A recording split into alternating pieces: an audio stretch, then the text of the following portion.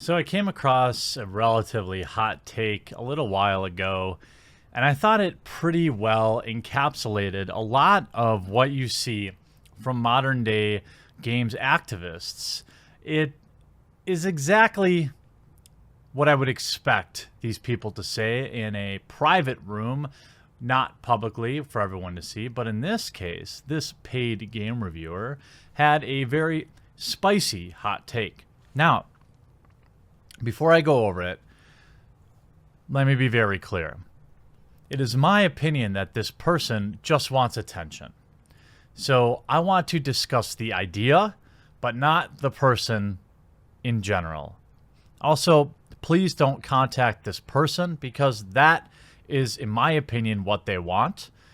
See, there is this trend of woke games activists that often say something heinous online and then, like clockwork, turn around and act like a victim. They feel like they can't be held accountable for some of the disgusting things they say, that they are above that they are a protected class for whatever reason it is. Well, let me assure you, they are not. Their ideas are not. And so let's look at this idea and discuss it together. That is, of course, the problem with white editors in games journalism. That's right. I want to look at this tweet that said, honestly, games journalism needs to ditch the white dude editors. Like, I'm sorry, but you're too timid for this industry to continue to grow. Time to step aside, boys. You're all adults, but so many of you act like you're still scared of dad coming home. And really, it's far too late for you to change and let writers do what we need to be doing. So this person, a paid game critic, a writer, believes they have the answer. And you know what? I think I agree. And like clockwork, you can see, of course, they use the reaction to their heinous things. Man, gamers sure got cranky about these tweets. Well, can we... I know how you all know how this will end up, but let's do a little experiment. I'm going to say a few things, and if you think they're over the line, like this video. If you think they're totally okay, you can dislike this video, and we'll use that ratio as a litmus test for games journalists to understand. Again, honestly, games journalism needs to ditch the white chick editors. Like, I'm sorry, but you're too timid for this industry to continue to grow. Time to step aside, girls. Again, if you think that statement sounds messed up, then I would say we're probably in agreement, right?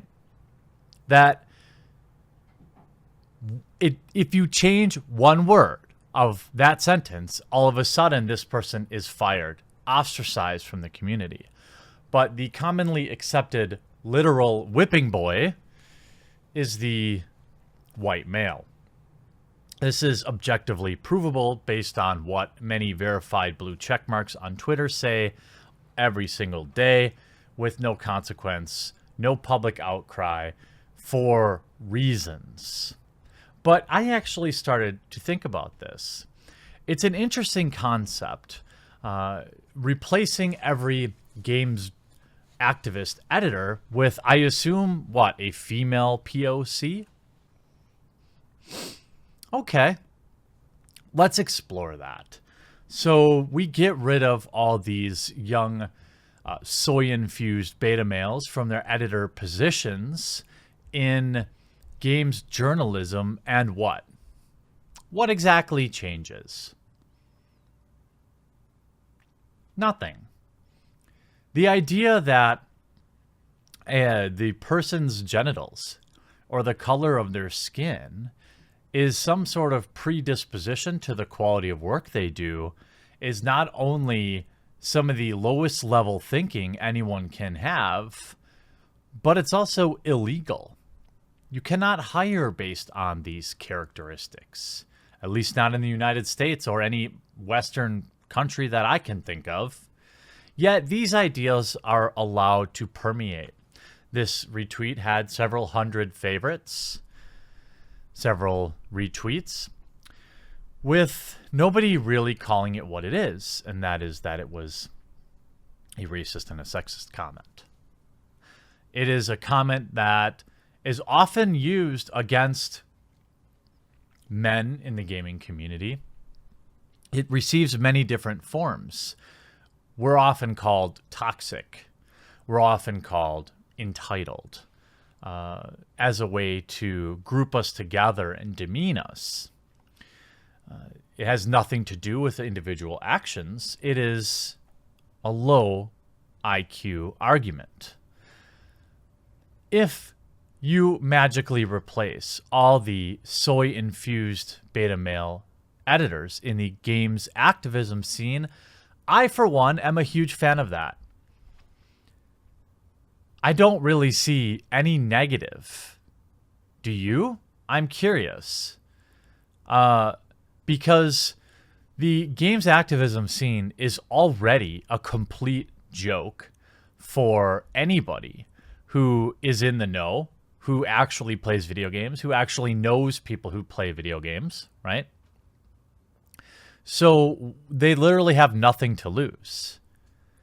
And we would have even more to point and laugh at, because the presumption is that you would be replacing these people with people who are not qualified for that position. You would be replacing them with people based on the color of their skin or their genitals. And that would somehow change the face of games activism as we know it. Well, I see this as a win-win situation. And one of my Twitter followers, and I assume viewers of the channel, shared the same opinion. I didn't think of it at first, but she's absolutely right. I'm on the train. Worst case, we get rid of all these soy-infused editors in games activism. Best case, we actually get good reporting. What could go wrong? Now, just last week, we saw 1,000 op-ed writers, I'm not calling them reporters, 1,000 op-ed writers terminated from their positions because nobody really wants to hear people's opinions, apparently their opinions. Places like BuzzFeed, Huffington Post. Games activism is, of course, the next big industry to fall. A lot of people that used to work in these fields, or a lot of people that went to school for these things, can't actually get work at places like BuzzFeed where they actually want to work. Okay, so they get into games activism. And that's why so many of their articles have this slant to them. What they really want to write about is what they learned in their gender studies class or their slacktivism course 101 at the public college. That's what they really want to do. The problem is there's no money in that. And they can't afford to buy their $7 Mocha Joca bullshit lattes without a job. And of course, these people also desperately crave that blue check mark on Twitter. So becoming a games activist is their best choice, is the best avenue they have. A lot of people ask, how do all these people end up in video games? They clearly don't like video games, right? I mean, I don't think anyone would refute that. You can look at the level of quality of work that they do. Look at a place like IGN reviewing video games without even playing them, getting caught plagiarizing. Look at places like Polygon or Kotaku. The only reason we really know about them is for their articles and their stink pieces attacking the gaming community.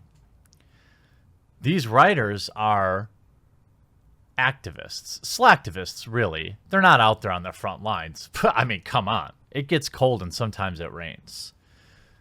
They're using video games to push their ideology, to do what they really want to do, and that is lord over some unearned sense of superiority some unearned moral high ground that they perceive that they have.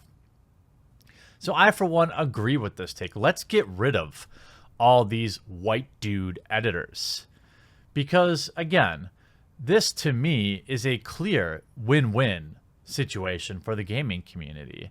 What's there now isn't any good.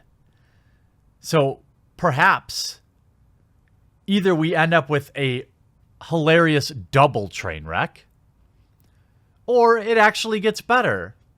So, great idea. Hopefully these white dudes can find a job somewhere else. I'm not sure they're going to have a lot of luck out there. Interest in SJW opinion pieces is at an all-time low. But McDonald's is hiring. Amazon is hiring. I'm sure they'll find work somewhere. Good luck out there.